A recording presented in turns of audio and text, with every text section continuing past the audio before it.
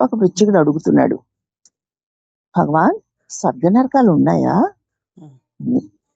ఇప్పుడు మహర్షి గారు అంటున్నారు, అచ్చటచ్చటికి పోయినవాడు ఎవడో ఒకడు ఉండాలి కదా, ఆయా స్వర్గాలకి నరకాలకి వెళ్ళిన వాడు ఎవడో ఒకడు ఉండాలి.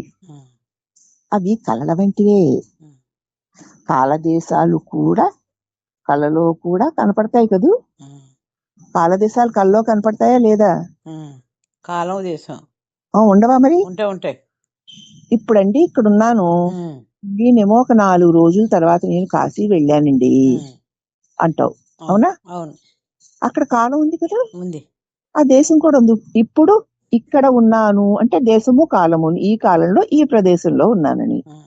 అట్టి నేను మరి ఎక్కడ లేకపోతే అమెరికా వెళ్ళాను అన్నాడు. మళ్ళీ అక్కడ కూడా కాలం దేశం ఉంది కదా. కాబట్టి కాల దేశాలు కళలో కూడా ఉన్నాయి. ఇప్పుడు నిజమేది? కళ మెలకువ? కళలోనూ కాలదేశాలున్నాయి, మెలకువలోనూ కాలదేశాలున్నాయి. ఇప్పుడు ఈ రెండిట్లో ఏది నిజం అన్నారు భగవాను. ఇప్పుడు ఆ పృచ్ఛకుడు అంటున్నాడు, అయితే కామక్రోధాదుల్ని వదిలించుకోవాలన్నమాట అన్నాడు. భగవాన్ అన్నారు, తలపులనే వదిలివేయవయ్యా. తలపుల్ని వదిలేస్తే ఇక వదలడానికి ఇంకేమీ ఉండదు. దేనిని చూడడానికైనా నువ్వు ఉండాలి కదా. ఆ ఉన్నదే ఆత్మ. ఆ ఆత్మ నిత్య బోధకమయ్యే ఉంది. ఏది ఉండాలన్నా నువ్వు ఉండాలి. నువ్వు నిత్యము ఉన్నావు, అట్టి నువ్వే ఆత్మది. అది నీకు నిత్యము తెలుస్తూనే ఉంది. ఏ దేశంలో ఏ కాలంలో ఎలా ఎలా ఉన్నా నువ్వు ఉన్నాను అన్నది నీకు తెలుస్తూనే ఉంది కదా. అదే ఆత్మ, అది నిత్యము నీకు తెలుస్తుంది అన్నారు భగవాన్. అయితే ఆ పృచ్ఛకుడు అంటున్నాడు, తీర్థయాత్రాదులు శుభాలను ఇస్తాయా భగవాన్?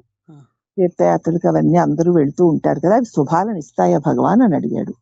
ఇప్పుడు మహర్షి అన్నారు, అవునవును అన్నారు.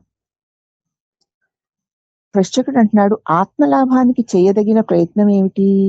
నేను ఆత్మని పొందాలంటే ఏ ప్రయత్నం చేయాలి అని అడిగాడు. ఇప్పుడు మహర్షి వారు, అహం భావన నశించాలి, నేను అన్న తలంపు పోవాలి. ఆత్మని పొందడం అంటూ వేరే ఏమీ లేదు. ఆత్మ లేని క్షణం కూడా లేదు. అది కొత్తది కాదు. నువ్వు ఉన్నట్లే ఉండు. కొత్తగా వచ్చేవేవి శాశ్వతాలు కావు. ఎప్పుడు ఉండే ఆ నీవే సత్యము, శాశ్వతము, సతతము ఉండేది.